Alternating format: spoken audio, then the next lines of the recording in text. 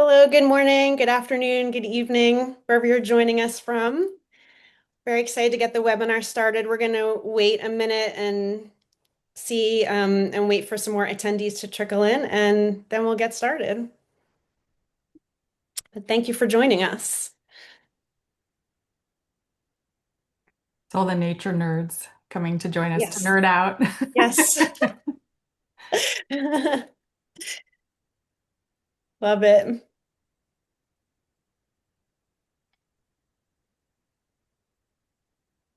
Welcome, everyone.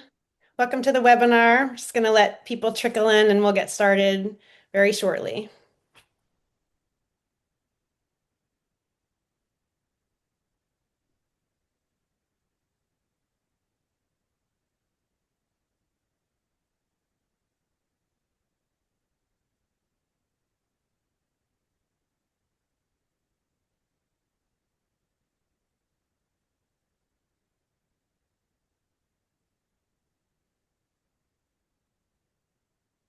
Hey, everyone. Welcome to the webinar. We will get started shortly, just letting a few more attendees trickle in.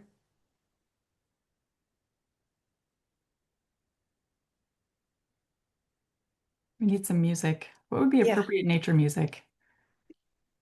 Oh, nature sounds. nature sound. Birds, bees buzzing by. Bubbles underwater like yours. Nice. Birds are nice though. Yeah. All right, well, good morning, good afternoon, good evening, depending on where you're joining us from, and welcome to our webinar, Beyond Pledges, How to Set Credible Nature Targets and Align with Global Biodiversity Goals. My name is Rebecca Stern. I'm Chief Science Officer at Dunia Analytics, and I'm going to be moderating today's conversation, which we are excited to get started. This session is being recorded, and we'll share the recording afterwards.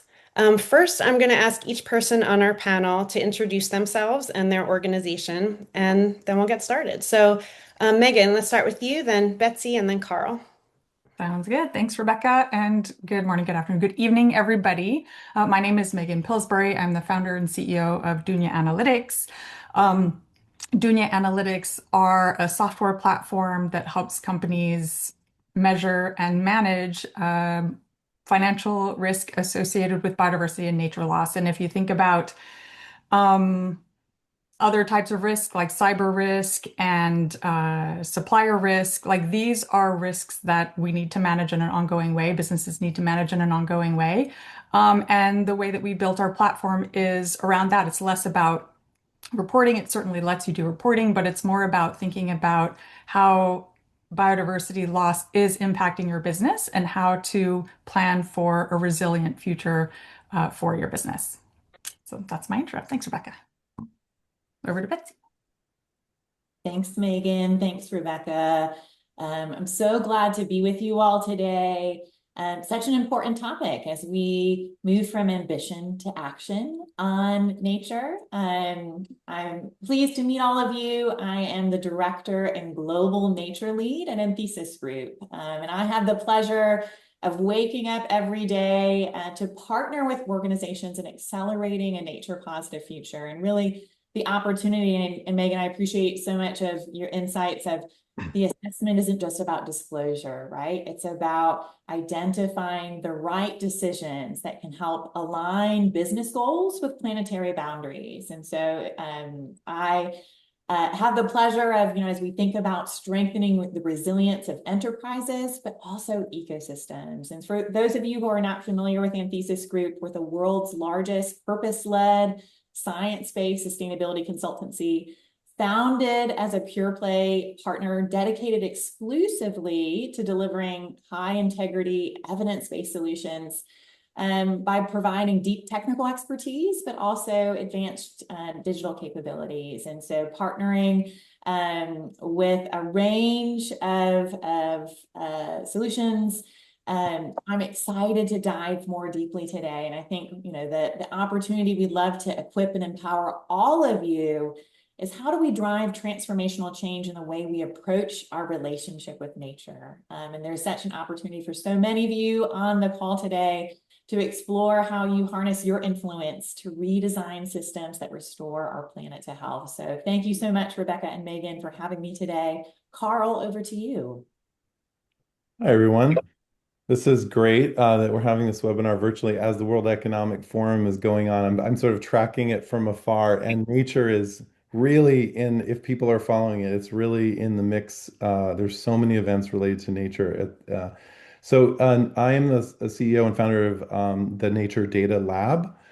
I'm coming here from a philanthropic perspective. We are a philanthropically funded nonprofit that works with a large array of scientists on every continent to produce actionable data and scientific research to accelerate the nature positive transition.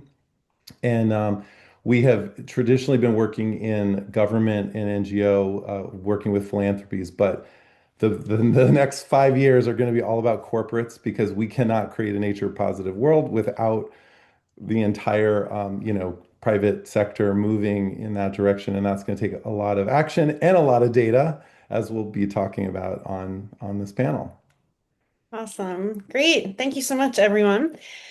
So as we described, as you may have seen in the description of the webinar, our format today is a bit relaxed, and we have questions to guide the conversation, and I'll briefly go through our three main sections we're going to talk about, but panelists, of course, can jump in at any time, any part of the discussion. And also for everyone who's attending, please feel free to submit questions in the Q&A, and we're going to pull those in as part of the conversational style as well as they apply. So thank you in advance for your questions. So the three main sections that we are going to be talking about today, first is going to be using results from nature risk assessment to set company programs. And then the second section is going to look at the AR3T as a framework for target setting. And in our third section, we're going to be talking about how to align corporate nature goals with the Global Biodiversity Framework and 30 by 30 targets. But to get us started, we have a poll that I'm going to put up, which is asking, what are your biggest questions about nature target setting? So let me launch this. And yeah, feel free to answer the poll.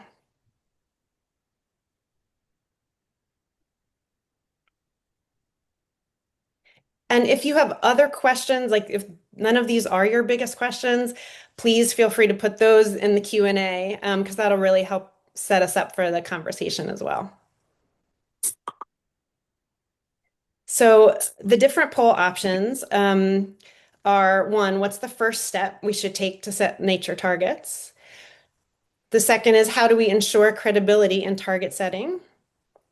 The third is, do we set targets for direct operations only or include the supply chain?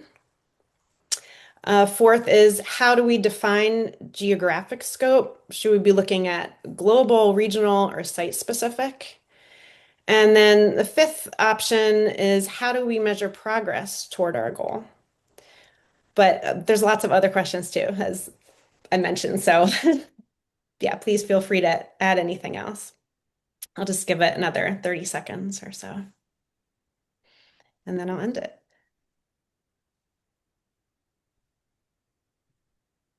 Okay, let's end the poll and I'll share the results. So most people who responded said they're focused on how do we ensure credibility in target setting, which is great because that is the topic of this webinar, but also interest in how we measure progress toward the goal, and then what's the first step we should take. So that's great. We will be covering these topics today. So to get us started, let's talk about the evolution of corporate nature target setting. What has shifted in very recent years in terms of how companies are setting nature targets? Megan, do you want to start us off? Yeah, thanks, Rebecca. So I think there's been a super interesting evolution of corporate target setting when it comes to nature. Initially, we started out, which with I call it like generation one. of top-down target setting, and oftentimes it's arbitrary. So I'm going to use water targets as an example because a lot of companies have water targets, and every water touches almost every company in some way. So the first generation of water target setting was about just reducing water use. And I don't know how many companies I've seen set a top-down 20% target, which feels like a safe zone of kind of a little bit aggressive, but not too aggressive because we don't really know what we're doing yet. So I'll call it like, again, the first generation of familiarizing yourself or how you even address nature targets. Um, but over time, we're starting to see a maturity around uh, putting more meaning into the targets and understanding what those targets are trying to deliver in terms of outcome. So the second generation brings some of that context into target setting, and you see it in water targets in the form of, okay, let's have water reduction targets at water stress sites as a priority. So then you're starting to say, okay, well, we understand that the water use is actually impacting ecosystems, or water is more scarce in these locations, and so let's prioritize that.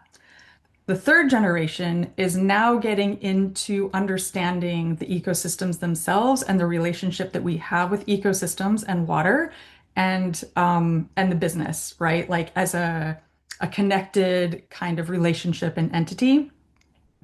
And here, the water targets you see coming through are more about restoring 100% of ecosystems where we are dependent on the water. And that's looking at companies' impacts and dependencies. So when you do nature risk analysis, they're asking you to look at both impacts and dependencies on nature. But corporate activities, whether they're yours or like a peer or a neighbor, can be hurting these watersheds or these ecosystems that provide water to the communities and back to those businesses.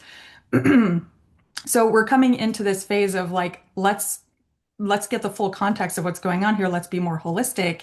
And that whole context also helps to bring in more win-wins, right? So when you take a look at the relationship between the business, the ecosystems, and the local communities, you can start to identify where you should prioritize actions that will bring kind of the most bang for the buck, right? If you're going to be investing in targets or taking actions to do like restoration or business transformations, whatever it might be that help you deliver on that target, you start to uncover more of these win-wins. So, for example, I heard a talk last year from the former CEO of FIFCO, which is a Costa Rican beverage company that was recently acquired by Heineken. So his name was Ramon Mendiola. He initiated a community engagement exercise. Just they were kind of struggling with the community. So when he came in, he said, let's speak with the community and learn about how our relationship is with the community. And they uncovered that the community was blaming them for the watershed destruction. And the community depended very much on that watershed. So water was becoming a problem. And whether or not FIFCO had been the main driver of that loss, the community believed it to be so. And if they flip around that view, actually, it turns out there was an opportunity both to restore the ecosystem and build the relationship with the community. And that's what they did. And so they ended up first becoming water neutral and then water positive to that ecosystem by doing the watershed restoration.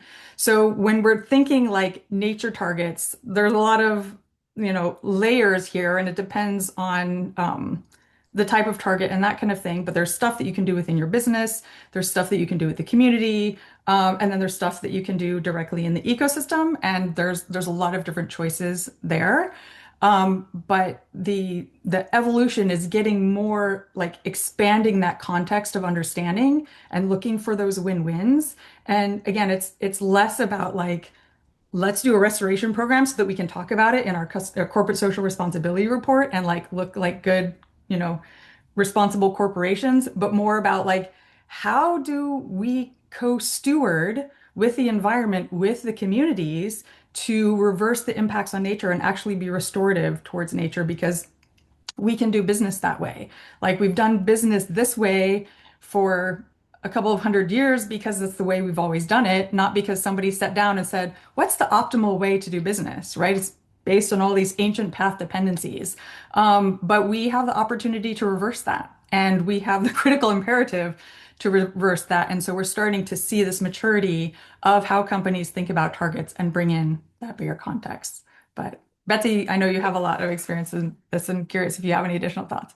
Off of Megan, this evolution that you're framing is this shift from doing less harm. So I just want to reduce my impact to a desire, I think, among leading companies to say, okay, what is my net positive contribution as I'm looking at the opportunity of harnessing, whether it's procurement power, purchasing power, investment capital, really as a force for good. And I think it's a realization fundamentally of business's dependency on nature. $58 trillion of our global economy, more than half of global GDP is either moderately or highly dependent upon nature. And so I love your example of the CEO recognizing, if I'm operating in a water-stressed region, not only do I need the ecosystem services that nature really provides, but my social license to operate, right? As we think about the dependency also of local communities on those same resources, and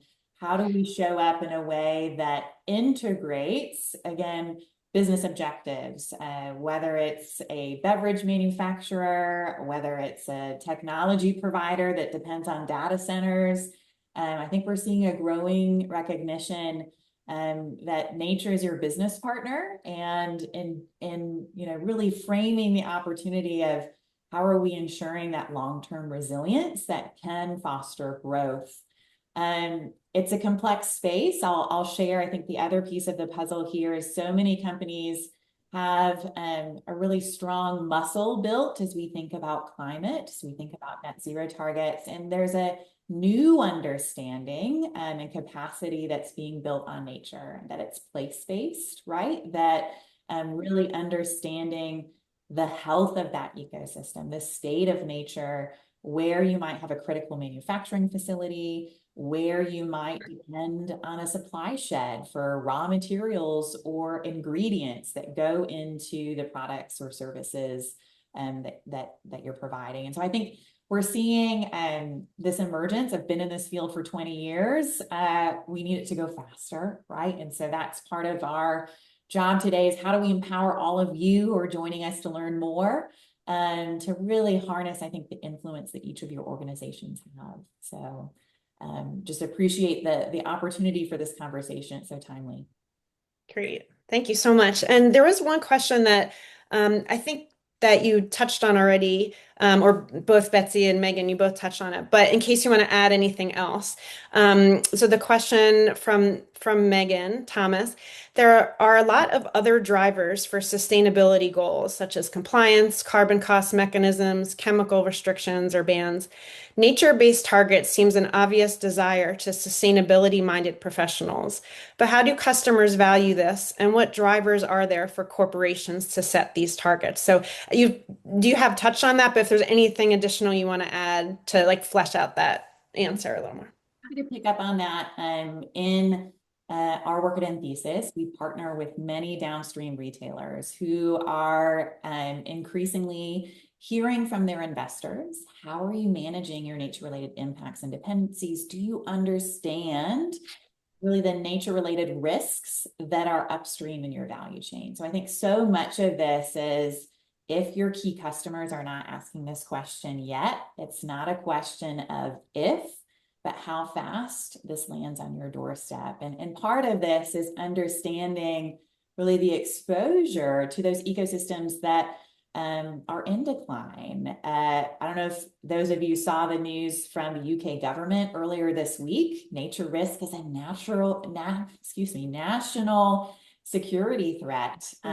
I would say the natural security, right, that underpins business, it isn't going to be neatly confined to borders. And so part of what we're seeing is that the cost of capital, the stakes that finance is willing to take in companies, money is getting smarter. It is an important, I think, development. And so in that, how do we begin to demonstrate both our understanding of those risks and opportunities, but also how they're being managed? And I think that's the goal of our conversation today, right? Targets for target's sakes, less impactful when we can demonstrate the strategic action and value that that's producing.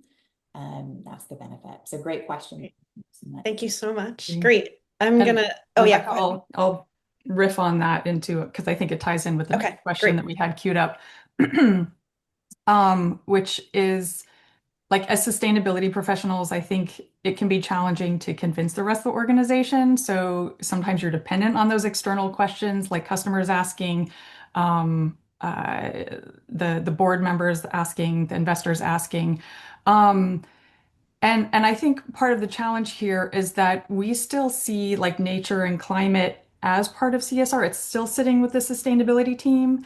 And when you look at it through a risk lens, right, or an opportunity lens, it should be moving out of the ESG team or the reporting team into the strategic team, into the risk team, into the operations team.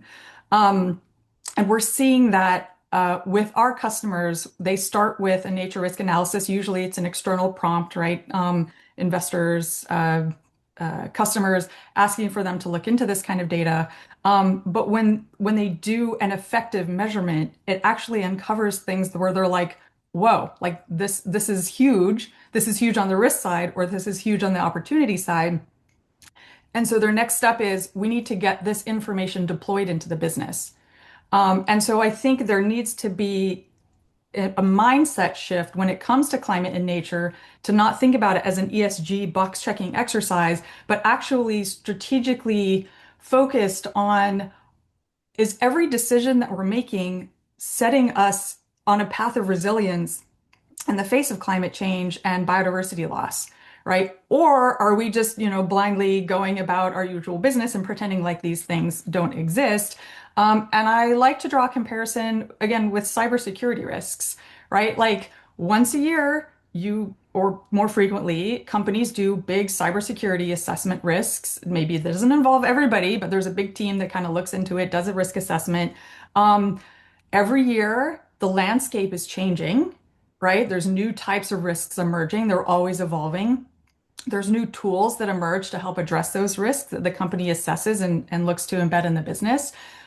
There's constant training of individuals across the organization to build capacity to address cyber risks. They don't just do the assessment and then shelve it and then be next year and then, say, here's our SOC 2 report or whatever. Like it's actually a critical thing that if companies don't manage cyber risk, it could like destroy the viability of their business. It's the same thing with climate and nature risks, right? And that's the mindset that we need to get into is like these are material financial risks that the company needs to address strategically. So how do we as an organization put this insight into the different functions that need to act on it? And how do we start to build capacity and fluency within the organization to be able to act on it systematically? Because climate change isn't something that's going to happen on Wednesday and then go away, right? It's going to get worse and worse and worse over time, just like cyber gets worse and worse and worse over time, or maybe not worse, but harder and harder and harder to address, right? And so you either build the muscle to be adaptable and resilient in the face of that, or you don't, and you become a victim and you end up on the losses side. So I think these are like a really critical mindset that we need to address in this space. And don't you think also, I mean, we've got it led in Europe, of course, but the Task Force for Nature-Related Financial Disclosures, there's a regulatory machinery coming down, at least in the EU, which does affect, as we know, many, many hundreds, if not thousands of US companies as well. But that regulatory framework, the key idea is double materiality, which is that your nature risk poses financial risk. Investors have a right to know that. So the regulatory framework is going to kind of do this now mandated disclosure, which of course Americans we're deregulating everything right now, but I think it's going to trickle through to mandatory compliance on these reporting frameworks. And I love your framework, Megan, or I think it was a combination, but in my early days, like many of us 20 years ago, right? Like all the sustainability officers reported to the marketing CMO, Yeah. usually. Up until actually quite recently, I was talking to someone from a major Fortune 500, even in 2019, most of them still reported to CMO. The 5 years, they're all reporting either CFO, COO now. So that's a change you've seen just in the last 5 years. Yeah, it's a really great point. Yeah. Well, all right, let's move on to talk about a framework for target setting, the AR3T framework. For everyone who's watching, can you give a thumbs up if you've heard of AR3T before? It's curious, folks have heard of it. We can pull it too, I think, Rebecca. Oh, we do? Yeah. Oh, oops. Oh, here we go. There we go. Have you heard of it? Yes or no? Um, and All right, great. So most have not, and a few have heard of it or have heard of it but don't really know what it is. Um, okay, great. So, Betsy, can you describe the AR3T framework and also in your description explain how it may differ from other methods of corporate actions? And just to add on to that, one question in here as well is someone's asking is how to validate progress toward the goals, if you can talk on that as well. Well, I'm pleased to hear that some have heard of it, but don't really know what it is. For the two of you that said yes, gold stars. But the important thing for all of you, I was sharing with Megan, Rebecca, and Carl, like to have nature nerds on a call together is so much fun. I want to demystify this for you. The Science Based Targets Network, which is the sister organization to the Science Based Targets Initiative, has put forward this framework, AR3T, which is largely, for any of you ecologists among us, built on the conservation and mitigation hierarchy. And so I think as we talked about earlier, the shift from companies wanting to do less harm to then thinking about the opportunity to have net positive contributions, whether that's positive water impact, whether that is positive impact in how we manage land. And so what I would love to just lead you through really quickly, and we can send this as a takeaway from today's conversation, is the way to think about fundamentally these pillars. So I'm going to share my screen here real quickly. The first in the AR3T framework is avoid. And ultimately, as we're doing nature assessments, understanding our impacts and dependencies on nature, translating those to risks and opportunities to the business. This is really our first step to halt and reverse nature and biodiversity loss. And so this is when you can identify how potentially your procurement decisions might be posing negative impacts on areas of high conservation value. So are you sourcing from a region perhaps that is classified as a key biodiversity area that has a high degree of ecological significance? For many of you that might be in the food and agricultural supply chain, these are pressures, for instance, that agricultural production might be having on forest ecosystems as we think about deforestation risk. And so how can we put the right policies in place? How can we support perhaps certified production of ingredients or commodities that can ensure the avoidance of those impacts? So that being really the first step in our journey. The next, as we think about the opportunity of leveraging the AR3T framework, is to reduce. So where you can't avoid your impacts on nature, how do we minimize those? And so really it's the opportunity to think about whether that's alignment through science or certification, ways that we can limit the adverse impacts. So whether that is you're operating in a water-stressed region, how might we work towards efforts in agricultural production, in business operations, right? That can think about ways to conserve water, ways to improve potentially the negative impacts that we would have in that region. the opportunity, and this is where we shift from doing less harm to thinking about that net positive contribution, is restore and regenerate. So these are positive actions, measurable gains. We're seeing, I think, a number of frameworks globally that focus on biodiversity net gain. And so this is the concept of how do we improve from a baseline understanding positive impacts for nature. And so that can look like restoration, where if it's on farmland, you might be returning portions of the farm that are marginal in terms of their productivity back to natural habitat. Or as we think about broader business operations, rewilding areas to create connectivity and connection of habitat corridors that allow biodiversity to flourish. Most often, I think for many sectors, it's the thought about regeneration. And so this is an opportunity for working lands to enhance biodiversity, improving that resilience over time.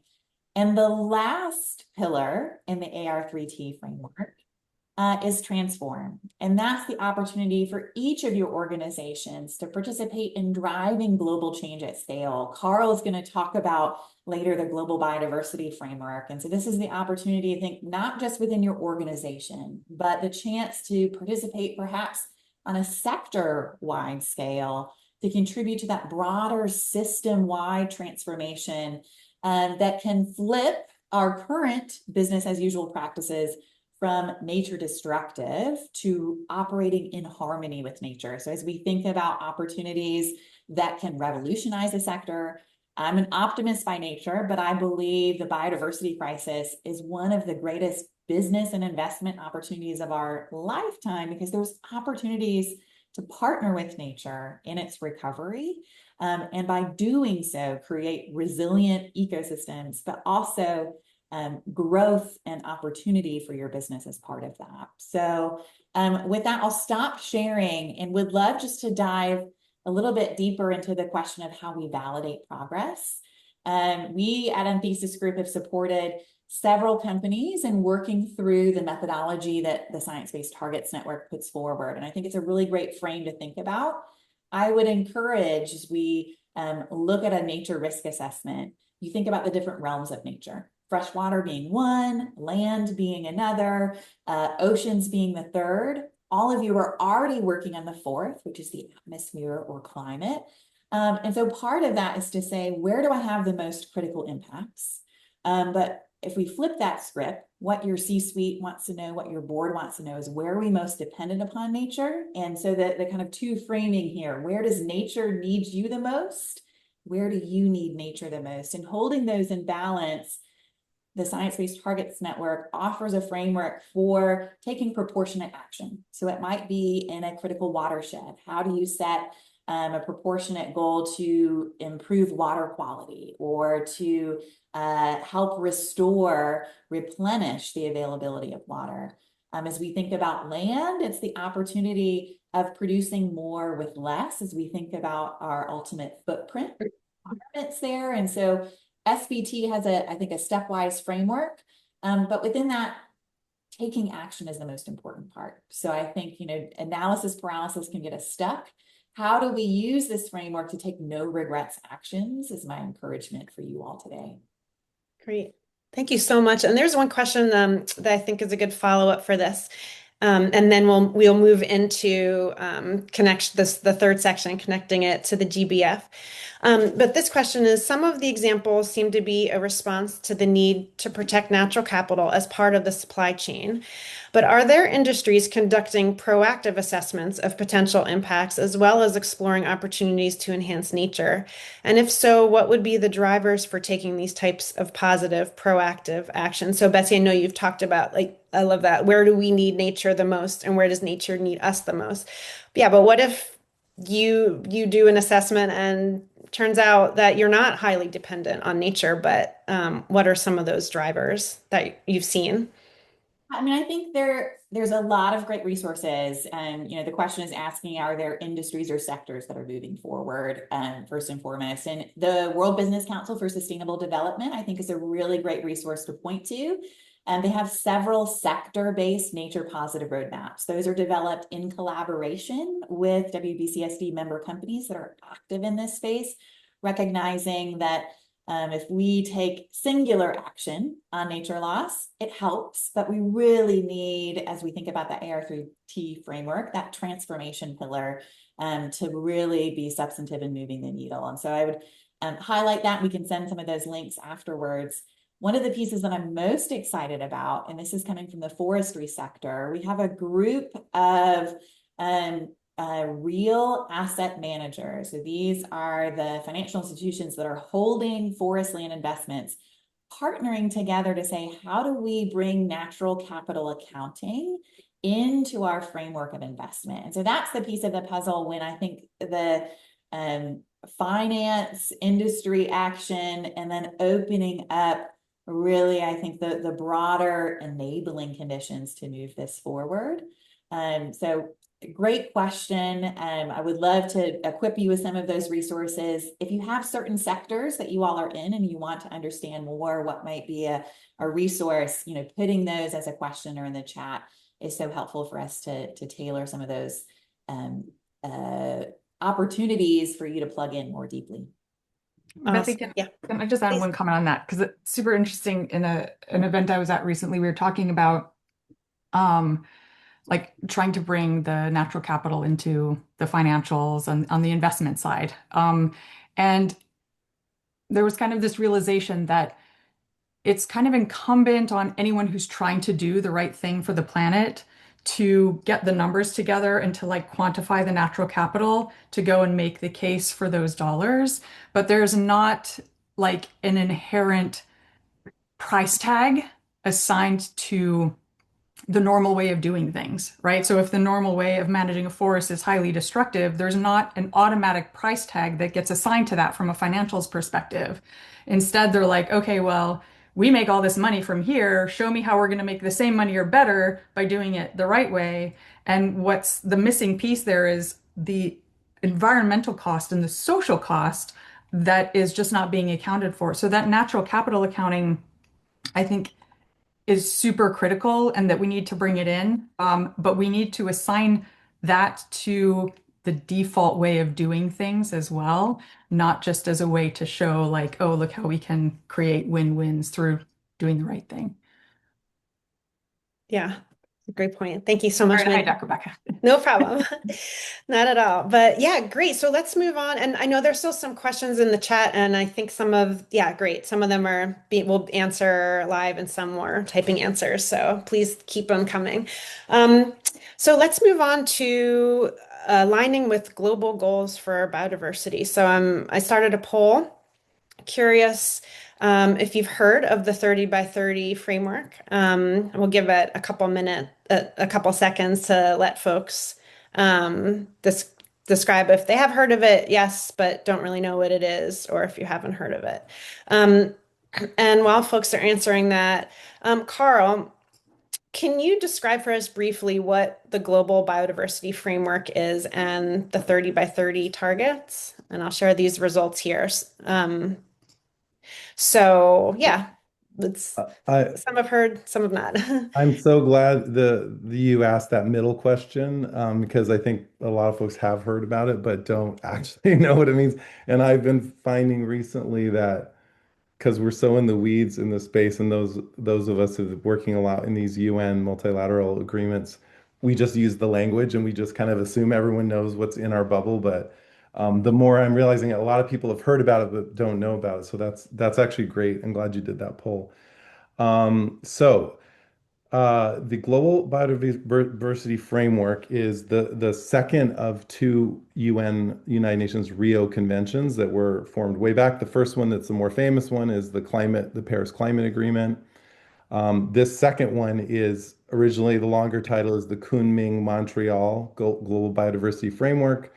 That was really the second big Rio convention related to nature. It did get adopted by 196 countries in at the very end of 2022.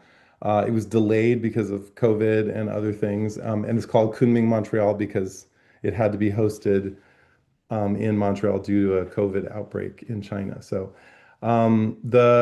it is a similar to the Paris Climate Agreement. It is a voluntary framework, an agreed upon voluntary framework for collective action amongst national governments. There are, as I mentioned, 196 parties to that convention, and there are within it. It was we were quite as an organization quite involved, especially working with indigenous communities to be represented in those negotiations. And I'll tell you some of the outcomes of that. But it was a really pretty great success. The central target, we published with a group of scientists the paper that actually first introduced 30% as kind of a good midterm target for the convention. That was back in 2019. And I just found out it's like one of the most cited papers recently in ecological conservation. And it kind of, but there are many, many people working on this sort of big idea of we need one big target. Like Paris Agreement had 1.5 degrees Celsius as its big North Star. The Biodiversity Convention, because biodiversity is so complex, it needed that North Star. So the 30% of land and seas is what it stands for. And it is putting into protection or conservation 30% of all land and oceans by 2030. That is one of 23 targets. So there are many targets in the convention. That's target three.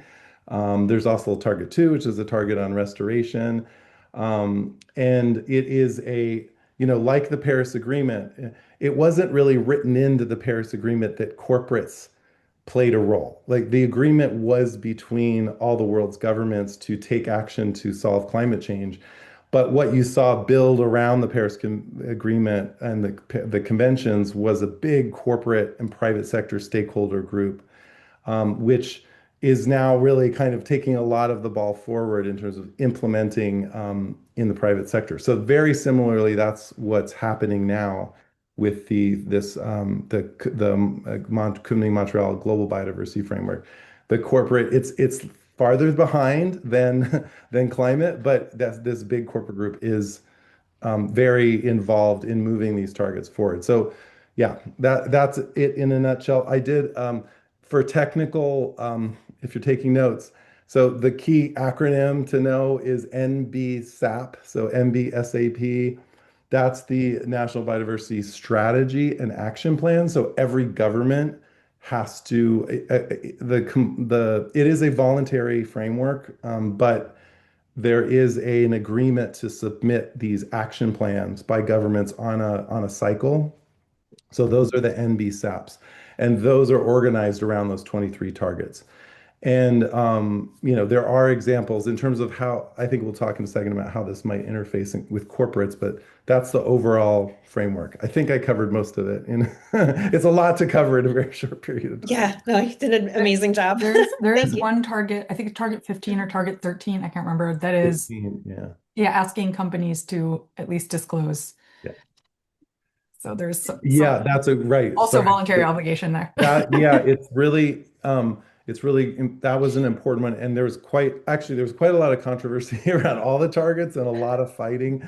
But target 15 was kind of a real win because I think it's one of the first conventions where it was really written into the convention that the private sector does also have a role. We're not going to define that we're going to leave it to Task Force for TNFD, Task Force for Nature Related Disclosures, and other groups to help steer the private sector. But it is in there that we can't do this without the private sector. Yeah, very important.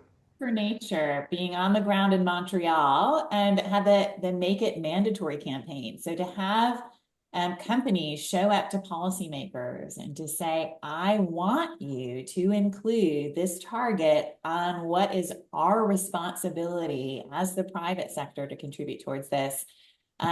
I'll describe it as a career defining moment. It's also in Cali, and it's interesting to compare.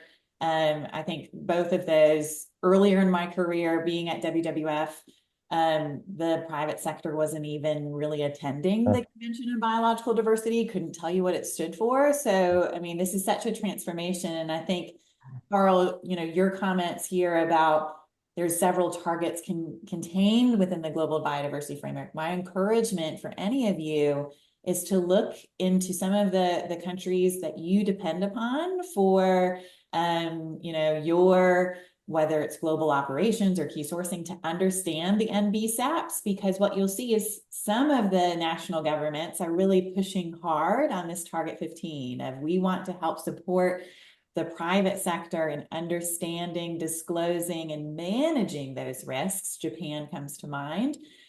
Others are beginning, I think, to have that dialogue between policymakers and the private sector, and this is your chance to influence that as well, to show up with the solutions. So yeah, I think a lot of pieces of the puzzle. And in the chat, the questions I saw noted the developments from ISSB. And so I just wanted to highlight Target 15 is going to get turbocharged when the International Sustainability Standards Board, which this past November signaled that they're taking the TNFD recommendations and they are putting them in to their standards.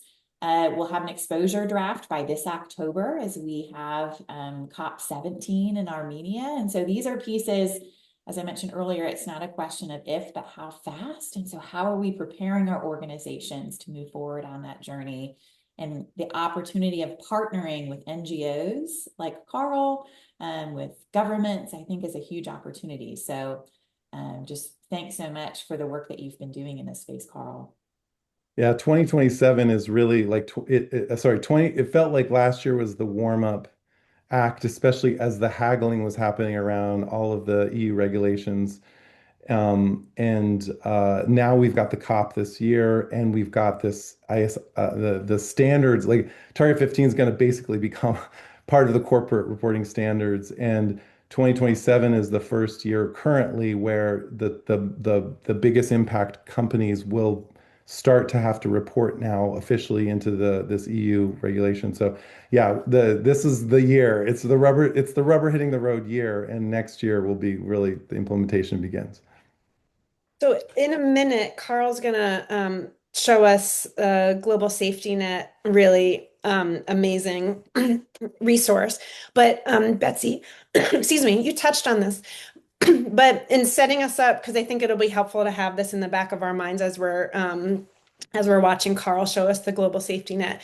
How can companies think about aligning their targets with these global biodiversity goals? And you did touch on this a bit, so if you want to reiterate that or give us some more general things to think about.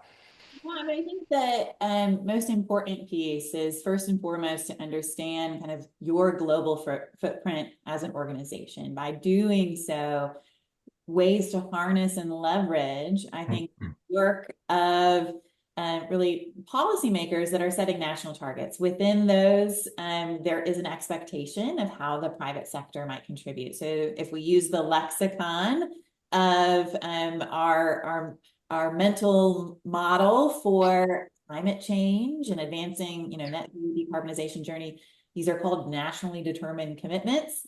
Carl mentioned NBSAPs. That's our quick way of acronym soup here. But within that, I think there's the opportunity, right, to say, are we aware of what those national strategies might look like? How does my business contribute? And proactively thinking as a sector, where there might be opportunities pre-competitively, right, to partner with peers in this space is another development that we're seeing. Also in the chat, I just wanted to highlight, we've been talking a lot about corporates, but financial institutions also have a role to play here. And so Target 19 within the Global Biodiversity Framework is mobilizing the capital that's needed to enable this transition towards a nature positive future. And so as we think about the role of insurance, the role of lending, the role of investment, right? How are we mobilizing capital towards those nature positive outcomes and putting the right parameters in place that either screen out or transform some of those nature destructive elements as well. And so just as we dig into the what and the how, there's great tools. I know that Carl's going to mention IBAT, the Integrated Biodiversity Assessment Tool. So Carl will let you dive in. But as you have questions and want to think about how this applies to your organization, so many opportunities across sectors for how to leverage this. Yeah, so I'm glad you mentioned IBAT. So we were going to do another poll to see if people had heard of IBAT, but I think we're running out of time and maybe people are pulled out. But the IBAT is a really amazing consortium of NGOs that house very important data sets that are tracking sort of the state of both nature and the state of conservation.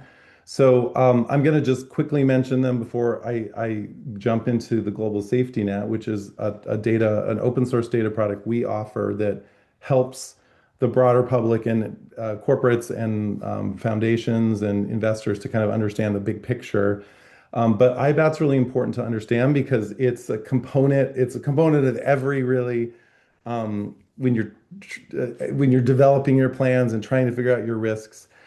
And tools like the tool that Megan and Rebecca have created, Dunya is helping get that data in other data sets so they're very actionable for corporates.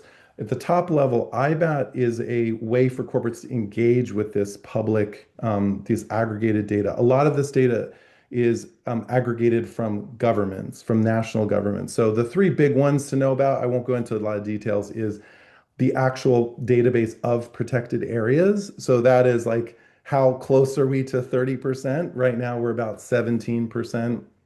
And that is all the governments submit their polygons and shapes of their areas they're protecting. And so that's first and foremost the state of conservation, if you will. The next one is specifically on biodiversity. And well, the next two are both on biodiversity, but the KBAs or key biodiversity areas, a lot of NGOs contribute into that. Again, those are submitted by national groups of scientists to say these are the areas that are the most important for biodiversity. And then the third category are actually very specific maps of species, ranges of different kinds of species, and they're risked in terms of extinction. So that's the red list. A lot of people know about that. So that could be from threatened to endangered to near extinct. And so it's the condition of the species. That's all made available. And fortunately, there are products like Dunya that make it a lot more usable, and I think help companies interact with that data. What we're trying to do, and I'll start sharing my screen now. That's okay. We don't have too much time. What we're trying to do with data is, we are a nonprofit organization, so we're fortunately not as we have a non-commercial license to use a lot of those data sets. Corporates do need to pay for that IBAT data, but we're allowed to kind of synthesize a lot of this data and a lot of other data sets. So as I mentioned, we have a big consortium of scientists from, on every continent who contribute into these kind of three views of nature. So I'm just going to walk you through it super quickly. And what you're seeing here is, and by the way, this is actually, I think it's the first public demo. We launched the private beta right at the end of the year. So this is the first webinar where people are getting to see it.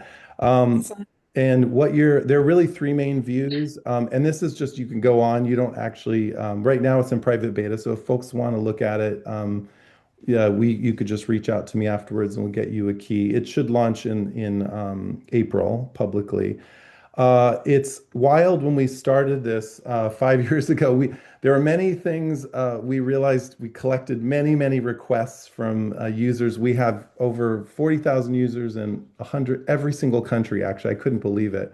196 countries are interacting with the data, and we've gotten lots of requests. And so this new beta delivers on a lot of those requests, thanks to some great philanthropists who kicked in some funds to do this. I was very surprised that there is no place on the internet where you can go and just click on a country and see the inventory, if you will, of how much natural land, and we're using this is a bit of a euphemism, so put natural land in air quotes, but how much natural land or land that's really suitable for conservation or for consideration under that 30 by 30 mandate, how much of it is left in each country, and what type is it? So that was the real shocker. There are a few things out there, but they're very hard to use. So this actually, with a great data partnership we have with the Nature Conservancy and the European Space Agency, we've integrated two data sets to provide that. So you can actually see both visually the different types of land and including freshwater, which was the hardest of all and still a work in progress, but that is Mhm. the land type. The thing that we're most famous for is the global safety net clusters. So this had 27 scientists contribute to this really groundbreaking breaking paper that was kind of an initial stock taking, if you will, of the world's natural land using modeling available at the time. We now have more sophisticated modeling, but it roughly divides the land into five classes, ecological classes. The hot pink one, if you'll see, is very focused on rare and threatened species. So that is areas like I mentioned before in IBAT, that is building upon the KBAs that I mentioned, as well as threatened ranges of species. And then the regular green are just areas with an abundance of biodiversity. The light green are areas with, you could say, seasonal biodiversity. They're areas that are important, especially for large mammals in seasonal migrations. The turquoise color is areas that are large tracts of wilderness or representations of a particular ecoregion. We haven't talked about ecoregions yet, but and then last but not least is other areas that are important for carbon storage and other ecosystem services. And then lastly, we have the most complete accounting of the state of conservation. I'm kind of picking on Mexico because it's such an interesting country, and you'll see a lot of the purple, which you will not see in other countries. And that is the first attempt to really integrate indigenous territories into the conservation estate. So when we say the conservation estate, it's like the how well protected are all the lands. So the green colors and the yellow are official categories under the world database that I mentioned earlier. And we added two additional categories. So the orange, actually, you can zoom in to orange here in Guatemala.